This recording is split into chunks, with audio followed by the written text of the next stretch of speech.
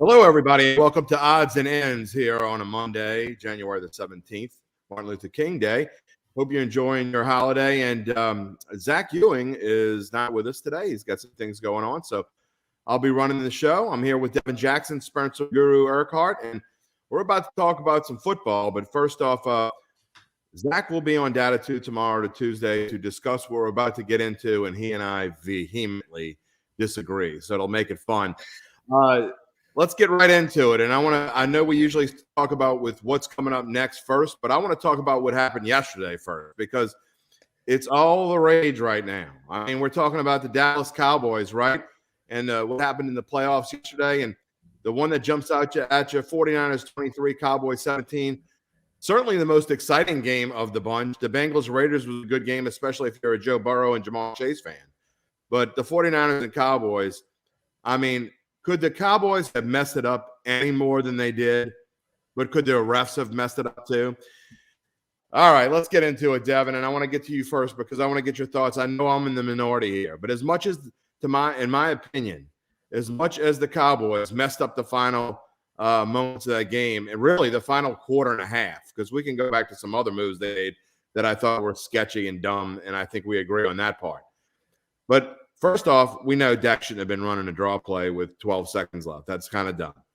But the fact that he gets in there, and I get that the ref has to touch the ball first, but to run over the quarterback in the center when you could have come through the center and the right tackle, it cost the Cowboys a chance.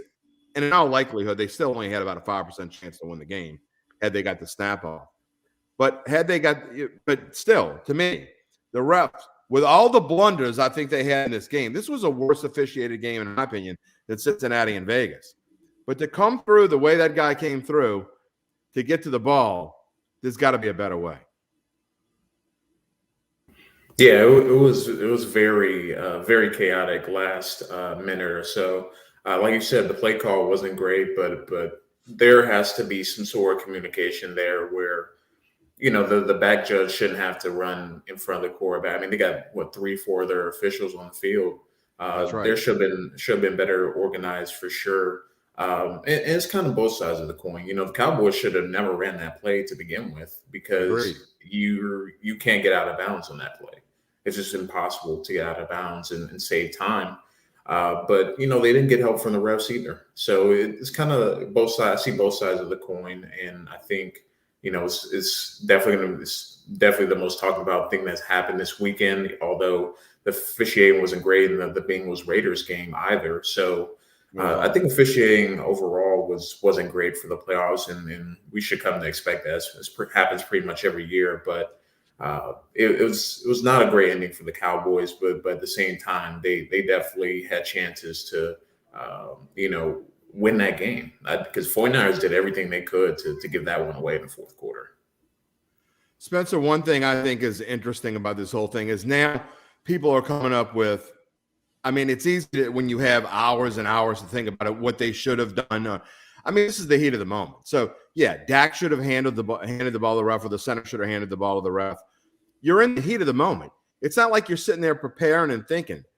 I mean, anybody can say anything after the fact of what should have been done. I'm talking about what actually happened on the field. And the refs, to me, have got to be better prepared for a situation. They have to know that something like this could happen ahead of time. So, yeah, you should be thinking about this, and you can come up with 50 things that should have been done after the fact. But when you're talking about something that happens in a 12-second span, it's way harder to figure out what you're supposed to do right then and there. Mm-hmm. Yeah, and then I noticed the ref, I think he tried too hard, honestly. He was running so hard that he ended up running in the Dak, where he, like Devin said, he should have ran on the other side, like away from the center and all that, and then come around and then touch the ball, not just plow right into him. It just, it was a blunder on his part. But Dallas, like I was saying, should not have run that draw play. It was just an idiotic call. I was shocked when I saw him do that. I've never, out of all the years I've watched football, I've never seen that happen. In that situation, it's usually 99% of the time you throw to the sideline. Like, well, how would you not throw to the sideline there, or just take a crack at the end zone or something like this? go up the middle like that, that was nuts. And I know he's, if we'd have got the 1 second, we may have had it. But the thing with that is that's one chance where if you take a chance at the sideline, then you can have more time, maybe get 2 cracks at it rather than just that one. So that's just, it was somewhat of a blunder on the refs, but to me, way more of a blunder on the part of the Cowboys and Mike McCarthy.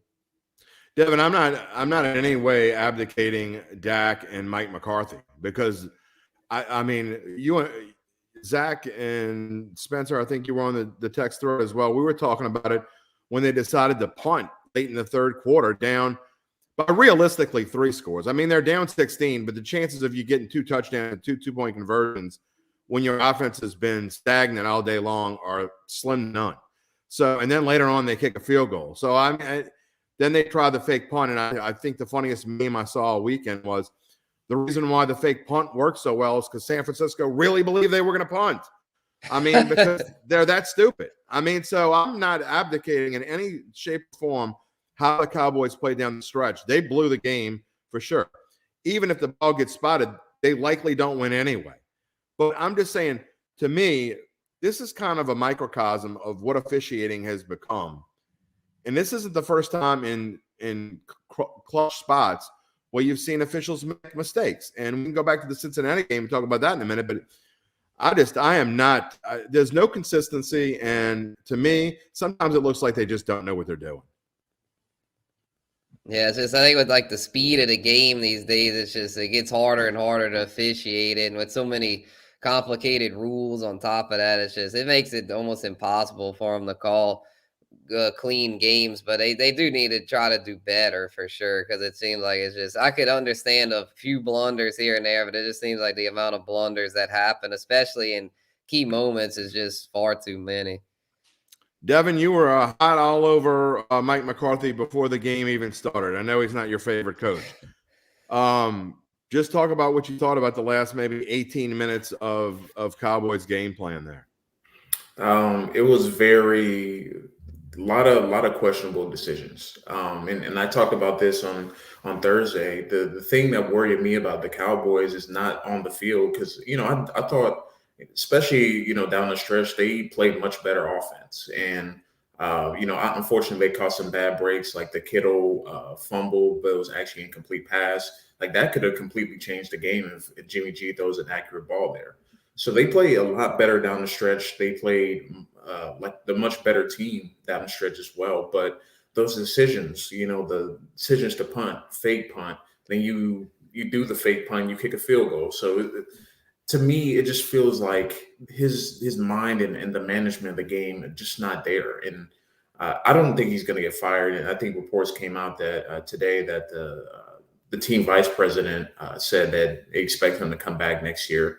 So I do want to say that was a bit over the top, saying he should get fired. But somebody has to step in and be in his ear and tell him what to do, because it just feels like, what is he doing during the game besides okaying, certain plays and okaying decisions? It just feels like he's just kind of letting everything happen around him. He's not really being like, I would much rather him be involved in doing things proactively instead of retroactively. And then all of a sudden you get to the end of the game scenario, there has to be some sort of override there, saying, look, we got to get the ball out of bounds. We got to work the sidelines. Because the 49ers are reeling a bit. I mean, they were missing Bosa, they're missing Fred Warner, and you chose that as kind of your final set of plays. I mean, even the drive before that, when they got down past midfield, once again, questionable play call. They're throwing short passes. They're not really attacking the middle of the field when it seemed like it was open, especially down towards the end of the game. Just a lot of questionable decisions for the Cowboys. And I think they lost that game more than the 49ers won it. They had a ton of success when they were trying to go 10-yard, 12-yard, either ends or outs with Dalton Schultz. And it seemed like he wasn't even really that big of a part of the game in the fourth quarter. They just kind of abandoned where they were going. They were locking up with CeeDee Lamb. They weren't going to let CeeDee Lamb beat him. And so even Amari Cooper had some times when I thought they could have gone to him, and I think he was only targeted 3 or 4 times. So clearly poorly coached, unquestionably poorly coached. And so I mean, I guess here come the rumors again about Sean Payton. I saw again today. Sean Payton's not going to Dallas, boys and girls. I mean, how long he stays here in New Orleans is a question. But I think when he leaves New Orleans, I think he's done. I mean, I could be wrong, and I don't think he has a whole lot of time left. I think he'd like to remake this team, get him in good position, and then wander off into the sunset and enjoy the rest of his life. But Spencer, if you were Sean Payton, so we can just dismiss these rumors once in a while, because remember a few weeks ago he was going to Chicago. Now, people don't have anything better to write about, even though they really do have things better to write about. Now he's going to Dallas because that rumor's been there before. And but why would you leave the Saints when you have basically autonomy, or go to Dallas where you have to answer to Jerry Jones and his nonsense and how much he gets involved in everything? Yeah, heck no. That's outrageous. I mean, it's gonna be hard for Jerry to get a better coach in McCarthy. I feel like. I mean, it don't take much to be better than McCarthy. But as far as getting an elite head coach like a Sean Payton to go over there, I think it's gonna be tough because, like you said, Jim, who's gonna want to answer to Jerry? Like he does what he wants, and the coach is just kind of at his mercy. So no, Sean is definitely not going there.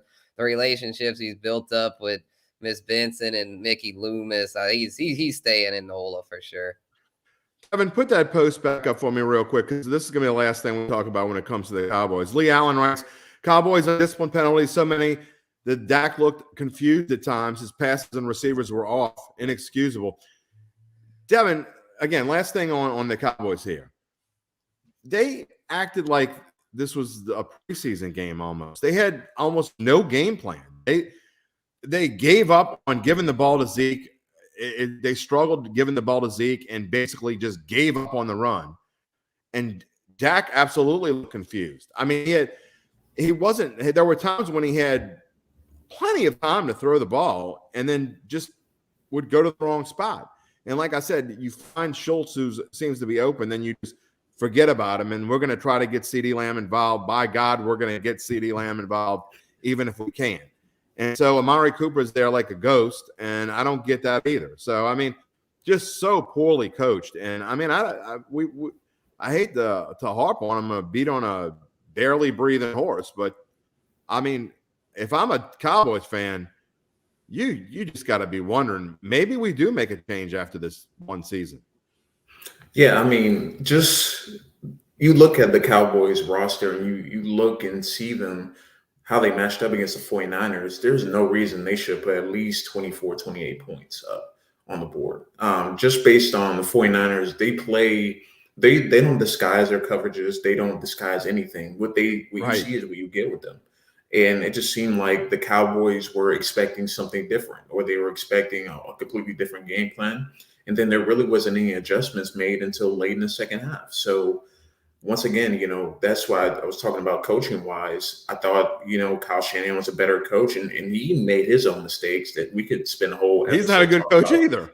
Yeah, especially late in games. Man, he's at 28-3. He was the OC for Atlanta. He's notorious for choking. They in the Super Bowl against KC. Devin, I think he kind of abandoned a little bit. I mean, to me, I know Elijah Mitchell got plenty of carries, and he did a really nice job. And to me, he was, besides Debo, the most effective player on the field.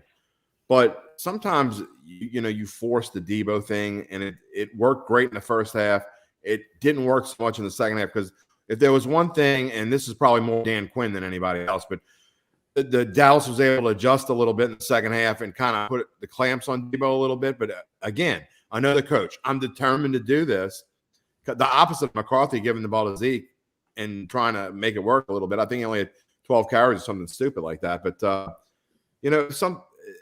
you got to put the hand. I know Jimmy G is not the greatest quarterback in the world, but if you don't trust him, then you shouldn't have him in there. And to me, you put him in a position to where he starts doubting himself, because I think he senses that they don't have trust in him.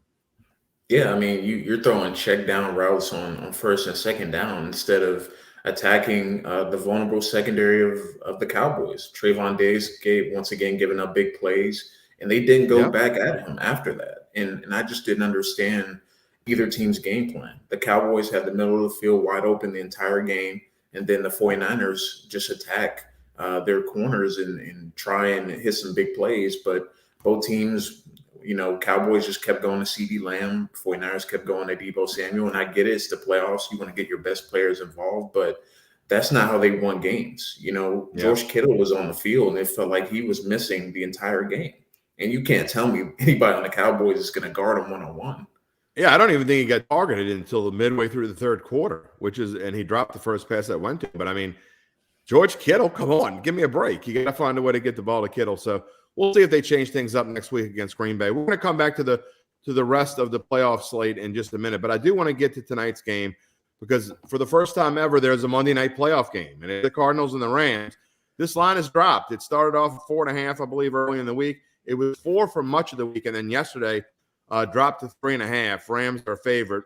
Tells me that either big money's coming in on the Cardinals or lots of baby tickets are coming in on the Cardinals, whatever way it is. It's kind of a surprising line to me, and I get that the Cardinals were in the hunt for the NFC West title with the Rams until the last day. But, Spencer, I'm going to start off with you. Does this line seem too low? I'll probably say yeah. I mean, I can see where the Cardinals could pull it off, but I'm feeling the Rams here. I was saying pick the Rams even with the 4.5 because I just feel like they just got much more firepower on offense. It's Stafford and Cooper Kupp. I feel like they're gonna be able to push the ball down the field. Or Kyler Murray, I don't trust him, and he's without his top weapon still in DeAndre Hopkins. I just feel like if it ends up in a track meet, which I feel like it very well could. I'm kind of feeling the over here as well. I'm thinking this is a high scoring game with these two, they know each other well. Like they'll know how to exploit each other's weaknesses on defense. So I'm thinking Stafford and Kupp is going to be the difference here, unless it's a real defensive struggle. That to me would be the Cardinals' best hope, especially with J.J. Watt back, if they can keep the score low. But I'm thinking Stafford's going to be fired up. Be his first playoff game in a long time. I'm thinking he gets that monkey off his back and leads the Rams to the win. Speaking of that, Devin, I find it interesting that I find it interesting that all I've been hearing about all week is how much pressure there is on Matt Stafford, and he hasn't been in a playoff game in a while, and the ones he's been in, he's lost. But Kyler Murray hasn't been in a playoff game, period. So why are we not talking about Kyler Murray? And really, he hasn't been very effective down the stretch. People seem to forget the Cardinals have lost, 3 out of their last 4 or 4 out of their last 5, something along those lines. And the game they won against Dallas is at Dallas. That doesn't even look that impressive now. Yeah, I think the Cardinals need to be talked about a little bit more. This was the top team in the NFL for 6-7 weeks, and they just fell off a cliff. And now they're trying to get things started back up. I think this game is more important for the Cardinals than the Rams because the Rams, I think they don't have a ton of pressure. They already, now the loss to the 49ers looks good because they ended up beating the Cowboys the next week. So the pressure is a little bit off of them in terms of, they should go out there and play and have fun. The Cardinals, this is a team people expected to possibly challenge for the Super Bowl. And we don't even know if they're going to get out of the wild card round. And I think this is important for Cliff Kingsbury too, because, the NFL is going to these young coaches, and obviously you see Shanahan, McVay, and Cliff Kingsbury all in the same division, all young coaches that people are looking at. I think this game's kind of important for kind of the NFL landscape because you look at how teams oftenly go to these young coaches and want to hire them and hit the next big thing. I think Kingsbury, he finally got a winning record, got in the playoffs this year after people were questioning if he was even a good coach, but they got to do more than a one and done, playoff run after the regular season they had in the first half of the season compared to how they look down the stretch. Yeah, this is a game I won't play very hard because I could easily see the Rams coming out and laying an egg. They haven't played that great going down the stretch. I do like the Rams, and I certainly think this line is too low. But at the same time, when the Cardinals are playing well, they're as tough to beat as anybody. So I think the point is there's too many unknowns to go big on this game to me. And as we sit here at 4 o'clock, 4:20, we still don't know if J.J. Watt's going to play for the Cardinals. I don't know. Has anybody seen that today? Yeah, Do we know? he got activated off of the IR, but we haven't heard if he's going to play, how much he's going to play. So that's still going to be determined. But I mean, even having him on the field, I think it's going to be big, even for a small number of snaps. Yeah. So to me, the key is the pressure on both defenses. We can talk about the quarterbacks all we want, but we know for the Rams to win, Aaron Donald's got to be a monster, right? For the Cardinals to win, their secondary is going to have to play. Going to have to find a way, because you can't just guard Cooper Kupp. I mean, obviously you've got other weapons with OBJ, and Van Jefferson is often a forgotten man, in my opinion. And Tyler Higbee has done enough damage to do some things as well. And then Tony Michel can come out of the backfield. We know that very well. And he's got a ton of carries the last 3 or 4 weeks. So he's starting to feel comfortable. So I like the Rams, but I'm not willing to go gung-ho on them tonight, because I'm kind of the opposite of Spencer. I don't think I like the over in this game. I think both defenses realize that they're going to have to step up to the plate for their teams to be successful. And when all is said and done, I think both teams, both quarterbacks are going to get hit quite a bit. As elusive as Kyler Murray is, I think Aaron Donald's going to kind of take things upon himself. It wouldn't be surprised me if he has a couple sacks, a couple hurries, and kind of plays the role Cam Jordan played against Tampa Bay a couple of weeks ago. Devin, last thoughts on this before we move on? I will probably take the under as well. I think this game, it's going to come down to, kind of what's happening in the trenches. I think, as explosive as both these teams are passing the ball, I think both teams are going to key in on their big weapons, obviously, and it's going to come down to if they can kind of control the game, and if the Rams can get something out of their backfield. Same thing with the Cardinals and Kyler Murray's running ability, because if Kyler Murray is able to escape the pocket and run and get that going, I think it's going to be a long day for the Rams defense. I agree with you.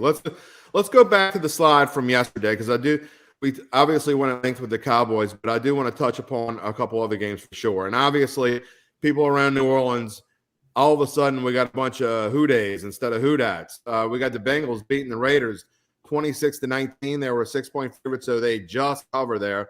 The other games, I don't think anyone would consider any of these games a surprise. I think if there's anything that might be a surprise, the fact, not so much that the Bills covered, but the fact that they walloped the Patriots. I mean, just flat out blew them away. Josh Allen looked like he had something to prove.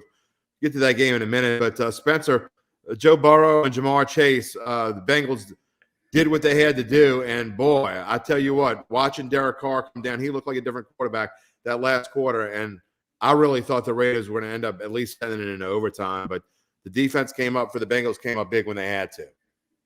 Right. Yeah, I was surprised at how well the Raiders kept fighting there at the end. I was thinking, oh, this is it for them. They're just gonna fold up, but they kept going. They almost pulled it off there. But I was, really happy for Burrow and the Bengals. And I was thinking, I was like, this is a team I like, because they, with their defense too, it's not just Burrow. I mean, and they can run the ball with Joe Mixon, and they're a good kicker, good on special teams. They're a good all around unit. Like, they're not just all Joe Burrow. So I feel like they could potentially, I mean, I'm sure we'll get to this in a little bit the next round. I'm kind of liking them against Tennessee. Well, I haven't officially picked that, but I'm thinking the Bengals might keep going.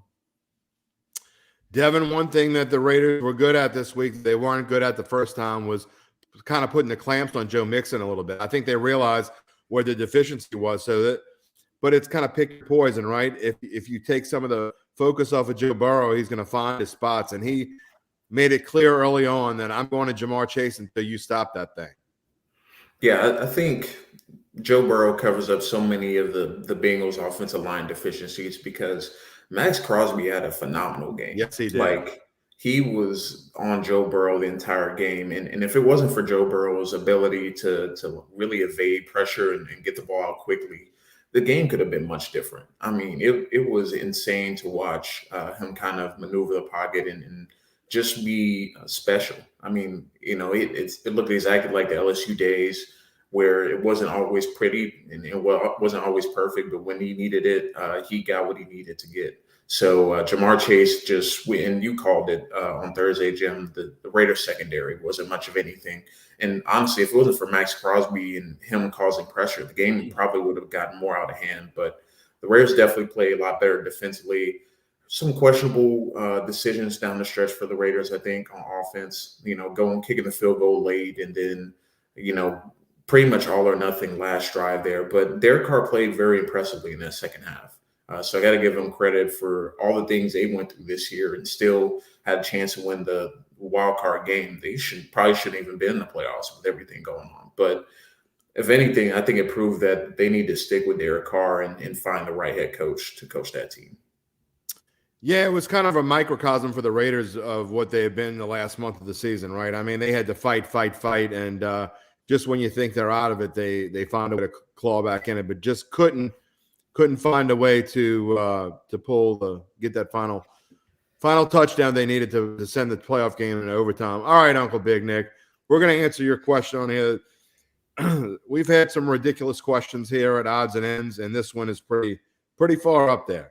Is it too early to compare the combo of Burrow and Chase to, my opinion, the greatest quarterback that ever lived?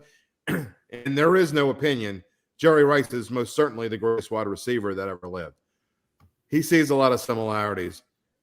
Do you want to compare? And if he's not the greatest quarterback that ever lived, he's certainly in the top 3 or 4. Who wants to compare Joe Montana to Jerry Rice? The floor is all yours. Joe Montana, Jerry Rice, to Burrow and Chase. I'll take a crack at it. They're not there yet, simply put. It's only the first year that they've been together, and I know they have the college connection, but they gotta get a few Lombardis, a few MVPs. Although Jamar Chase should probably win Rookie of the Year, we'll see what happens. They might still give it to Mac Jones, but they still got a long way to go, and they still got to build up that offensive line because Joe Burrow, as tough as he is, he's not going to be able to take 50-plus sacks every year. It's 50-plus hits, not sacks, but he's not going to be able to take that much punishment and still stay healthy. So that's the only thing I worry about for this connection. But they have a chance to be really special, and I think there's definitely building a foundation for Cincy, but they're certainly going to have to continue to develop that offense. Spence, they got a ways to go before they even get to Breeze to Colston.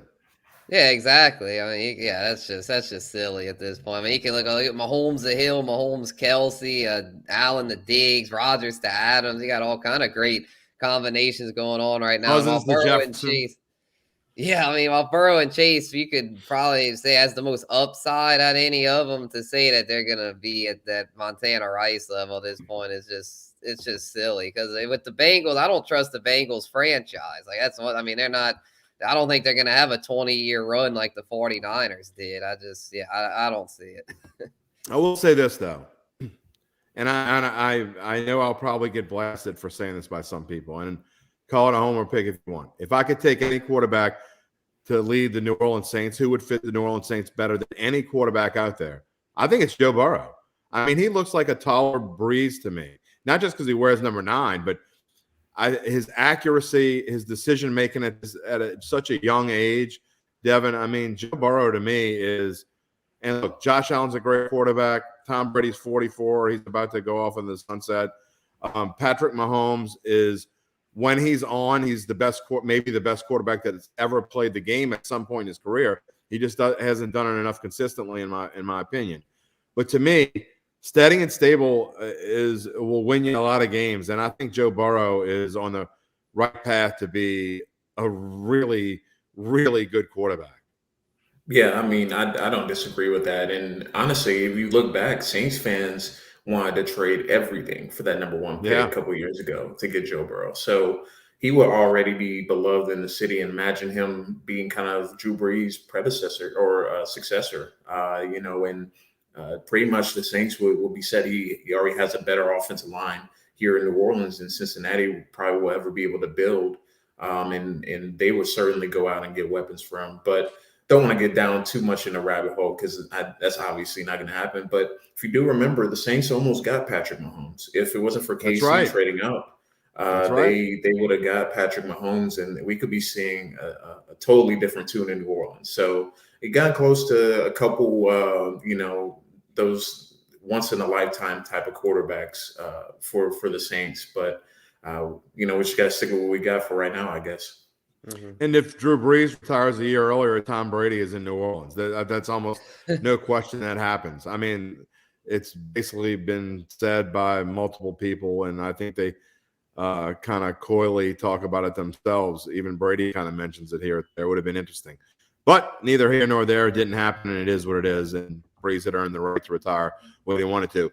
As you see on the screen, coming soon. And we keep saying this, but it really is coming soon. We're told it's going to happen either early next week or early the week after. So that's what we're getting close to having that Caesars Sportsbook app ready to play here in Louisiana.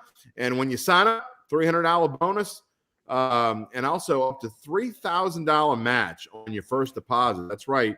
So if you sign up, basically, if you put in $2,700, you get $300 for your sign up. You get $2,700 for your first deposit. No strings attached, except that you have to make at least one bet from what I understand. You can read all the fine print. I don't have my reading glasses on, so I can't help you there. But go to NOLA.com/Caesars, and you can check it out and be a part of it. And you want to get in there before all the action begins, especially as the playoffs start winding down and we get closer to the conference championship games in the Super Bowl. Jim Derry here along with Devin Jackson and Spencer the Guru Urquhart, and for Zach Ewing, who is taking the day off. He's got some things going on. Again, he will be on Datitude tomorrow, and he can tell me how much he disagrees with me about all the stuff that happened in the Dallas game, his 69.8% analytics choice and why this is wrong. And that was 73.4%. And this one was 49.6%, but you got to do it anyway. Devin, what do you think about all this analytics stuff? I think I think it's a good consideration to have. And honestly, I think the game is going more and more towards it and looking at the game deeper, obviously between the lines. But at the end of the day, you gotta think situationally. It doesn't always work in certain moments. The playoffs, the risk is even higher. If you miss a fourth down conversion, you're giving the other team, sometimes 3 points, and that 3 points goes a long way in the playoffs. So I think analytics can be useful, and I think, teams have kind of understood and see that, but it shouldn't be the end all be all, and it should be used as more of a tool to kind of look at things deeper, especially like during the week. But in game situations, you got to think, you got to read what's going on in the game. And I think the numbers don't always account for that, in terms of what's going on in the current moment and what's happening. So I think it's important for teams not to just rely on that, on those situations. And I mean, the Chargers depended heavily on it, and we know that pretty much cost them a playoff spot. So you got to be careful with how much you use it and how much you depend on it. But I think it's a useful tool that teams should certainly have in the back of their mind and back pocket, but definitely shouldn't be used as primary decision makers. To me, Spencer, it's common sense, right? I mean, you got the little, I don't know why it's any different than the card that tells you when to go for two and when not to go for two. And you follow this card to the T, except most good coaches realize that we don't use that card until like either very late in the third quarter or the fourth quarter. Because if you go for two and don't get it, even though the card says you should go for two if you're down by 8, but if you do it in the second quarter and you don't pick the extra point, it comes back to bite you later.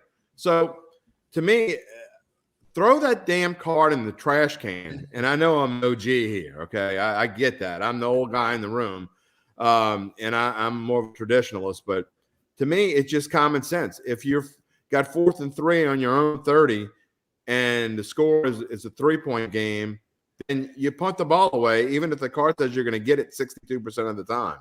If you're got 4th and 3 on your own 30 and you're down by 16 points and it's late in the third quarter, well, it doesn't take a genius to figure out you should go for it there, not because the card says you should go for it, but because common sense says you should go for it, which Mike McCarthy didn't have yesterday, but we've been all over that. But so, Spence, what do you – my long-winded question is, what do you think about all the stuff? Basically the same thing I asked Devin. Yeah, for sure. Yeah, I think it's one of those. I agreed a lot with what Devin was saying. It's a situational thing to where, like, in certain situations, if it's a really tough thing where you're common sense, you're kind of like torn on what to do, then maybe go to analytics. But most things are pretty cut and dry, I feel like. And in these analytics things, it's making coaches overthink these decisions. Like, I feel like the Chargers coach had that happen, and going for 2, it bit John Harbaugh in the butt with the Ravens. they would have gone to overtime in those games, they might have made the playoffs, and then they ended up on that big losing streak. So I just feel like it's that thing where they paralysis with over analysis. It's just not a winning recipe. I don't feel like. I think it's a thing. It can work at times, but it's not something that you can go to that well every time. Eventually, that well's going to run dry, and that ended up happening and a lot of times this year because the old analytics stuff just got overused. Spencer, I think there was one thing in there that you said better than I've said, and really what I've meant, I think, in there. And it's the fact of you use the analytics card when you have a tough decision to make and you're trying to figure out, not necessarily, when you have a 50-50 call, maybe you're in that part of the game where I'm not 100% sure we should go for it here. I'm not 100% sure we should punt it. Maybe then you rely more on an analytics card. But if it's in the second quarter and it's 4th and 3 on your own side of the field, if it's 4th in inches on inside your own 40, I don't care. You never go unless you're trailing in the 4th quarter or late and you have to. I just don't think it makes sense. I don't care if it's 90% because to me, that 10% you don't get it. It's like Devin said. If you don't get it, at the minimum, you're giving the other team 3 points. At the bare minimum. If it's a decent offense, you might as well go chalk the 7 up on the board. And what you tried to accomplish, not only did it is a turnover. So, but anyway, we'll talk about that more, and I can't wait to get into it with Zach tomorrow and Data too. Devin, let's get to this weekend's games and upcoming and what we know. Obviously, we still have one game tonight, but looking ahead to the divisional round, Bengals and Titans. Titans a 3.5-point favorite. The number 1 seed is only a 3.5-point favorite in the divisional round at home. That is strange to me. We'll get to that in just a second. Packers, again, very low, 5.5. Hosting the 49ers, a team that is going to have to go back home and practice. They're going to come all the way back to Lambeau and play in what is forecast at the moment. And again, forecast can change in 6 days. But 21 degrees with 12-mile-an-hour winds and a decent chance of snow. Okie dokie. And then you got the Rams Cardinals winners going to play the defending champs, Tampa Bay. We'll talk about what that line might be in just a moment. And the game, there's unquestionably the game of the week. The Bills at the Chiefs just as easily could be the AFC Championship game. We've seen it, the AFC Championship game before. The Chiefs are a 2-point favorite. Devin, what sticks out to you, and what is the one to watch, and which line do you think is the most skewed? Definitely the Titans-Bengals line, I would say, is a bit skewed. And I know the Bengals have played really, really well. But I think when we talked about this during the season, the Sharps do not like the Tennessee Titans. They do not. And maybe it's for good reason. Maybe we'll find out next Saturday, or this upcoming Saturday, I should say. But I think the Titans are a little bit undervalued in terms of what they bring to the table. Because when you look at what's a recipe for success in the playoffs, is running the football and being able to control the clock. That's how you keep the Bengals at bay on the sideline. And obviously, we're going to continue to watch if Derrick Henry is going to come back or not. But even without Derrick Henry, they finished up the season quietly, a really nice 3-4 game stretch there to finish the season.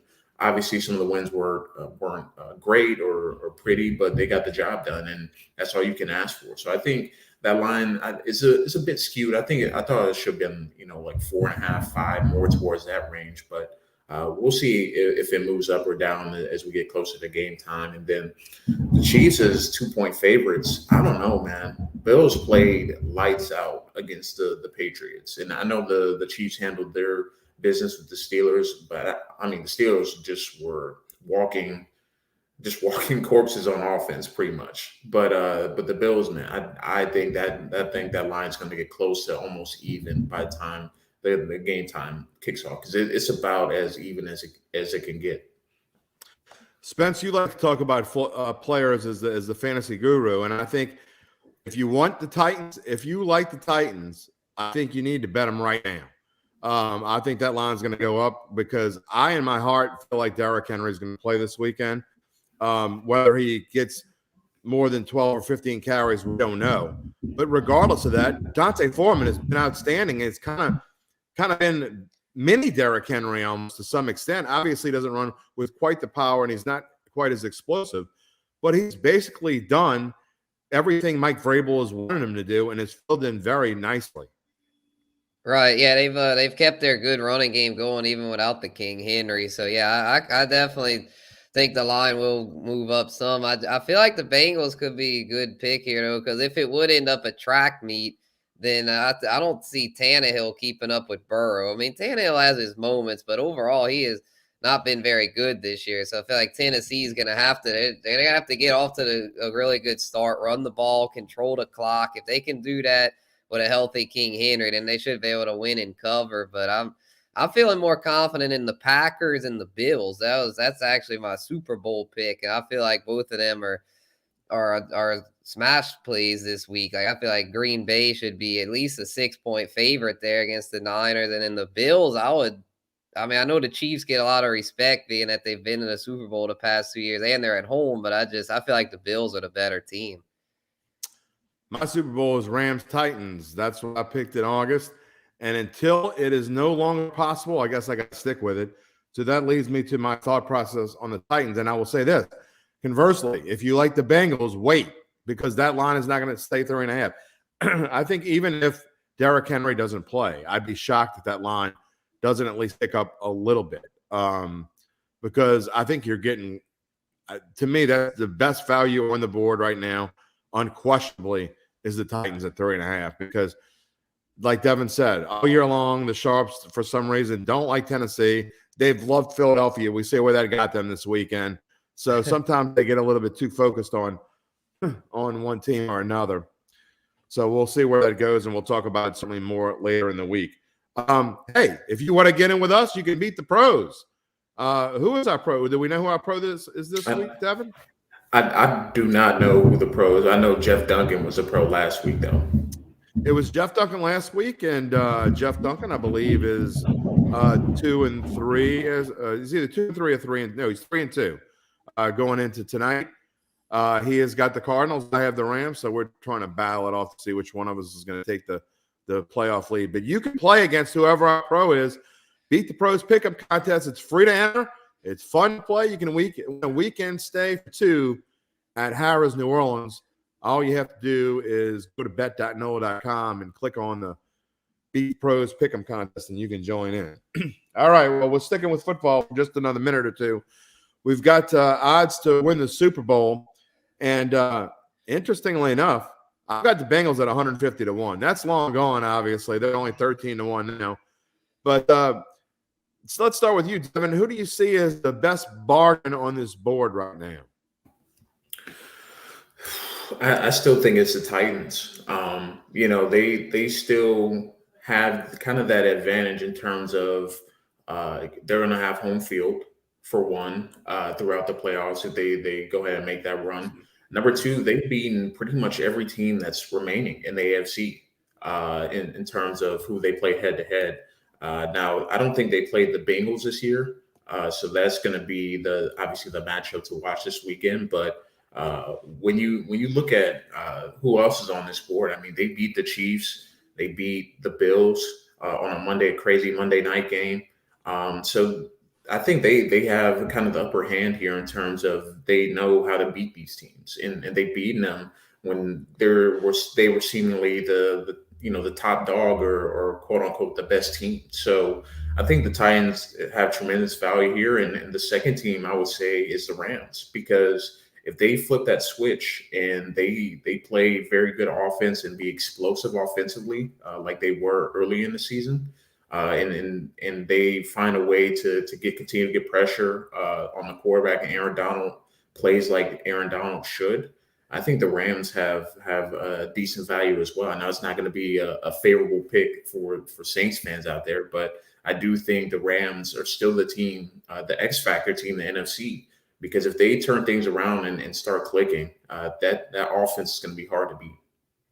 I agree with you wholeheartedly, Devin. And I have actually tickets on the bottom 5 teams on this list. I have all had better numbers than what you see here. I got bargains on them when I bought the tickets. And I mean, the Bills, not the Bucs. I do not like the Bucs at all. And I guess if there were any, I think to me the Titans are clearly the best bargain on this board. I don't think it's even close. You're talking about a number 1 seed, like you said, that has already beaten the Chiefs and the Bills, and they would get them at home if they can get past this weekend. I think the Titans are clearly better than 8.5 to 1. I don't get those odds at all. They shouldn't be any higher than plus 600. Really, in my mind, they ought to be like plus 500. I think they should be in the same list. And the Bills are to me are too high at plus 500. But anyway, if I wouldn't go elsewhere other than that, I do like the Rams still at plus 1,200. I agree. We'll see after tonight. The Cardinals aren't even on this list because I guess we're just assuming that they're too low. We can only fit a certain amount of teams on here. Yeah. So Well, if they win tonight, they will be on the list next week, and we will talk about it then. Spencer, what do you think? Yeah, I actually like the Bills here at 5 to 1, and I'm thinking they're my pick to go to the Super Bowl. I admit the Titans at 8.5 to 1 are a great value considering they're the number 1 seed and getting their best player back in the King Derrick Henry. I just really like the Bills here at that. I still think that's a good price for them considering just how strong they're playing right now. They're peaking at the right time, and I just feel like Tennessee's a little vulnerable. I'm not really feeling them to win the Super Bowl, which is it's what this is here. And then for a long shot, I'm thinking the 49ers would be my long shot because if they would, I don't think they'll get past Green Bay, but if they would, then I think they will go to the Super Bowl. And then if they go, I mean, they could obviously win. You never know what can happen if you're there. So yeah, they'd probably be my long shot ticket.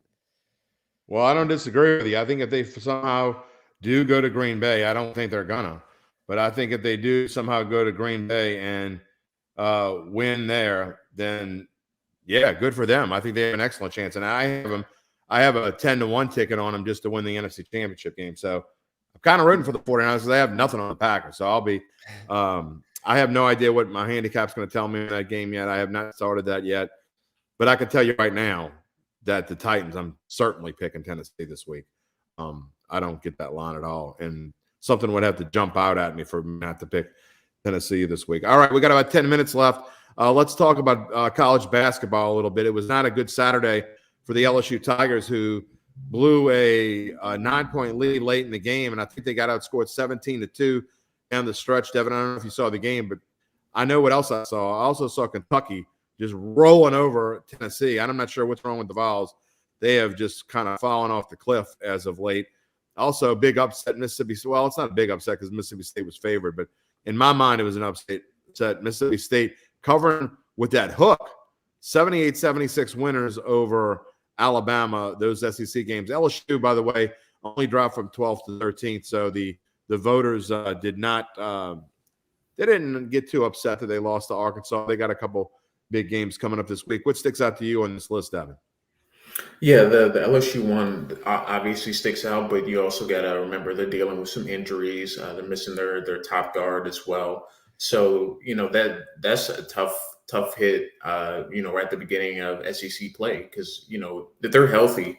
I think they beat this Arkansas team probably by double digits because I think they were that much better. But that team, this team it can be hot, super hot and play lights out, but it can also get extremely cold. And we saw that down the stretch again. I think they went like 7 minutes down towards the end of the game without scoring a bucket. That's just not going to win you many games. And you got to be able to put the ball in the bucket and not rely so much on perimeter shots. And I think sometimes they fall in love with that 3-point jumper a little bit too much. And that definitely came back to haunt them against Arkansas. But other things that stick out on this list, Oklahoma State as a 14-point dog against Baylor, upset Baylor. That was pretty surprising to me. I know Oklahoma State typically that's a shock. Teams, but Baylor, they look like they've been looking really, really good at the towards the beginning of the season. But Big 12, I feel like has had quite a few upsets so far. So that's going to be a conference to watch and see how many teams get in because they have a lot of talent spread out across the Big 12, and there's already been quite a few upsets happening this year. This is the question, and when you going back to LSU, Spencer, I think I mean, this is kind of a no-brainer, but when Darius Days doesn't score, and I think he only had 3 points before he fouled out, when Darius Days doesn't score, this team's in a lot of trouble.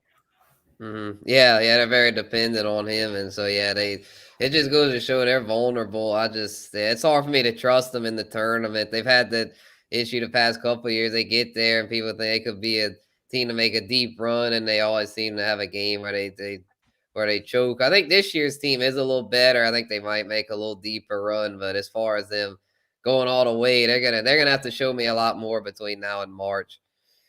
Well, that Oklahoma State win, like you said, Devin, I tell you what, when you see a score like that, it just goes to show you that's why you know anything can happen when you get to tournament time. Because to me, Baylor looked like a team that maybe couldn't be beat by anybody, but one of the top teams in the country. And Oklahoma State by no means is one of the top teams in the country.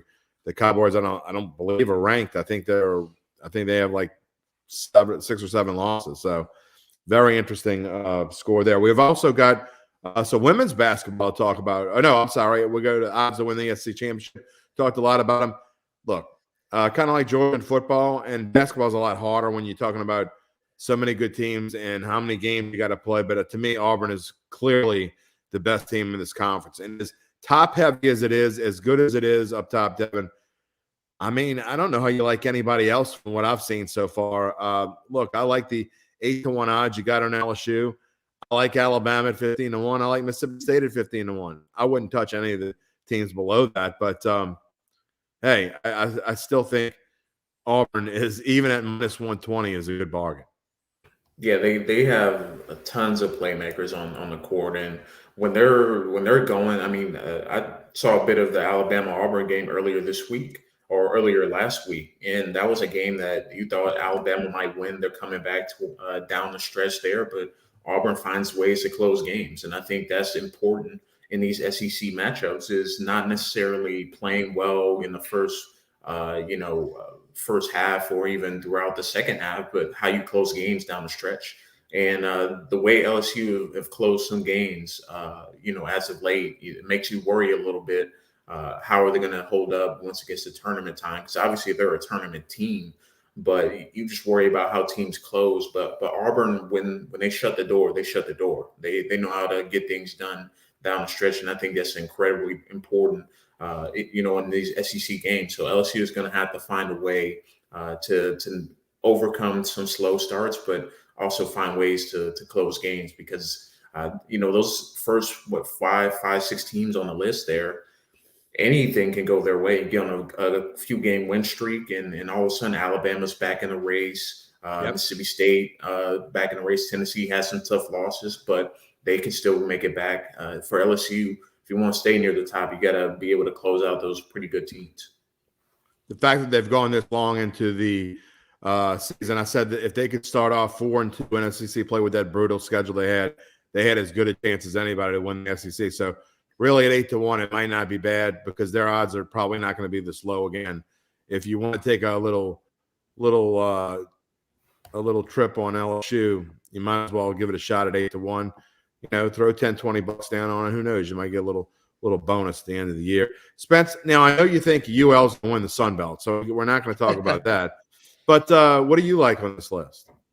I actually like Kentucky there at 3.5-1. I mean, I know Auburn's looked like the best team so far, but I mean, I just, you can't ever count Kentucky out. And they had a big statement win against Tennessee. So I think they're a pretty good value play there. And then, I mean, you can maybe take a flyer on like a Mississippi State there at 15-1. And I mean, an LSU at 8-1 isn't a bad value, but at this point, I'd probably throw a little something on Kentucky.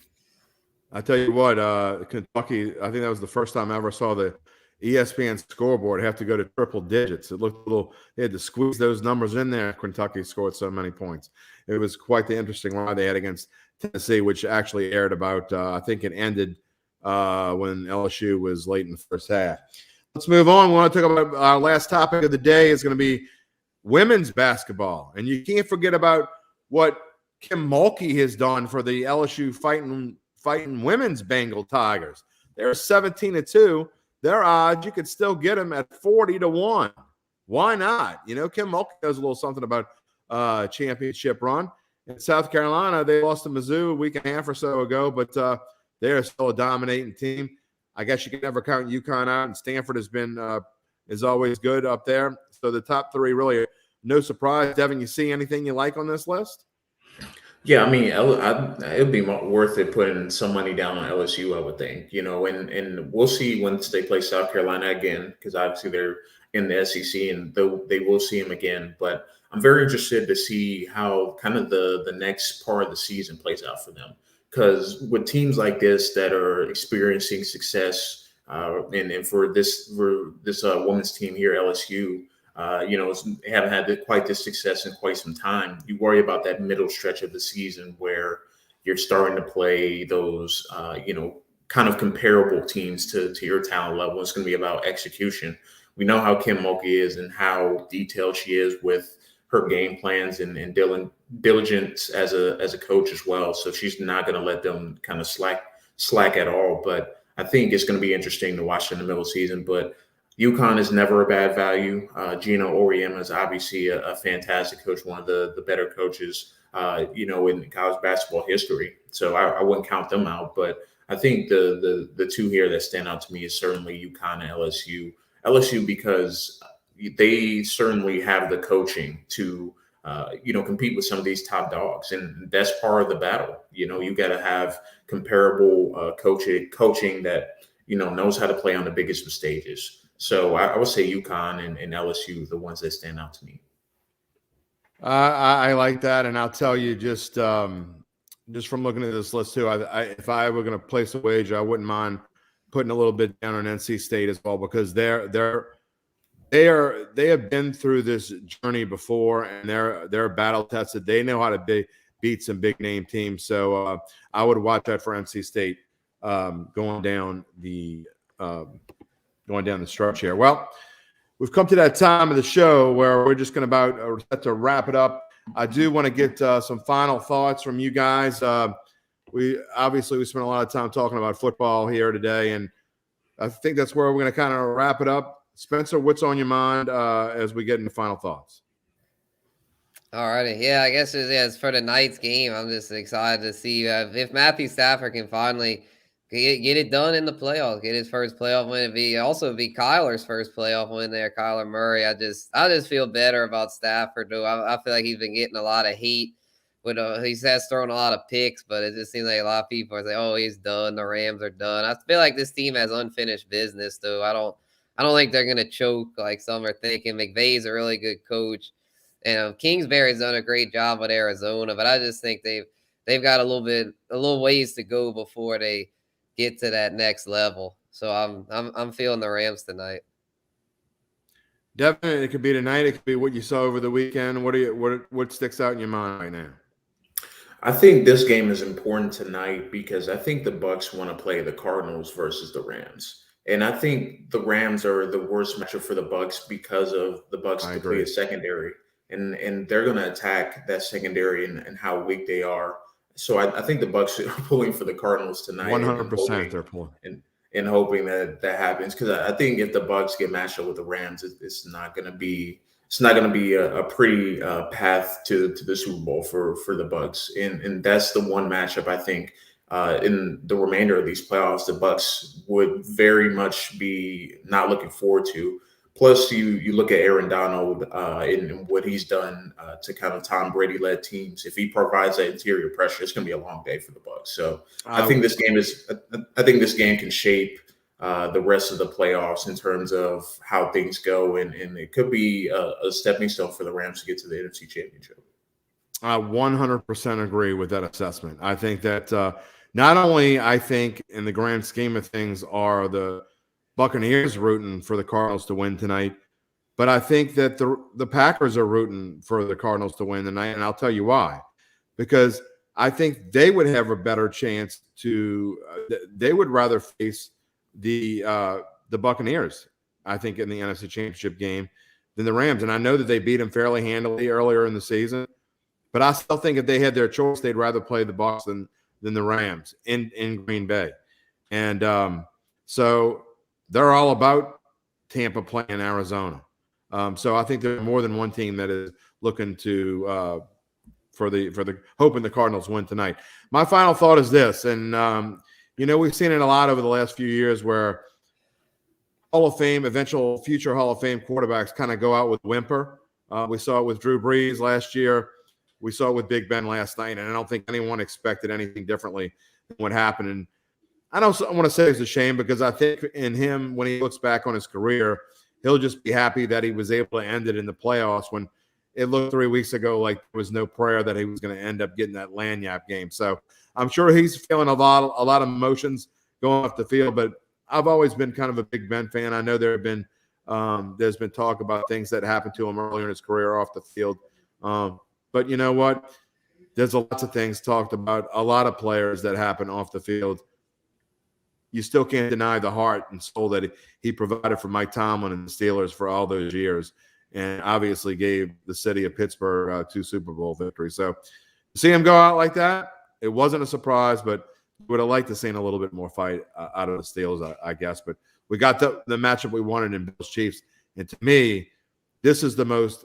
If I could put all the matchups together and pick one that I wanted to see, I don't care about the Super Bowl or whatever. I mean, I'm going to watch Super Bowl, but Bills Chiefs the one I want to see, and we're going to see it next Saturday night. I'll be looking forward to that. Guys, thank you so much. And I'd like to say we missed Zach, but I don't know. What do you think? You're going to deal with him tomorrow. So all right, we'll talk tomorrow on Datitude. We'll talk to these guys again on Thursday. Thanks for watching Odds and Ends. We'll see you at the book. Cashing in with Carville coming up on Thursday. See you later, everybody.